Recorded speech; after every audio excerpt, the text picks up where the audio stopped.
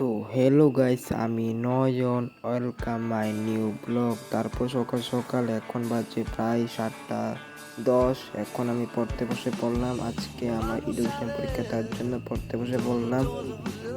তারপর গাইস এখন দেখি প্রায় 11টা বাজতে চললো। তারপর স্নান করে নিলাম, স্নান টান করে আবার দেখি প্রায় 12টা 15 বাজে। তারপর স্নান টান করে পড়তে বসে পড়লাম।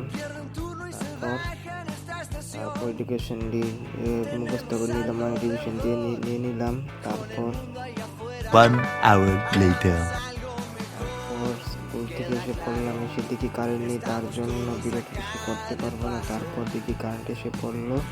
তারপর সময় আবার ফল সাইজ নিয়ে পড়তে বসে পড়লাম। তারপর এখন আমি গাইস ব্লগটা এই পর্যন্ত শেষ করলাম। ব্লগটা তোমাদের কেমন লাগলো, আশা করি সবাই ভালো লাগলো। প্লিজ চ্যানেলটাকে লাইক, কমেন্ট এবং সাবস্ক্রাইব করে দিও। Tata, by.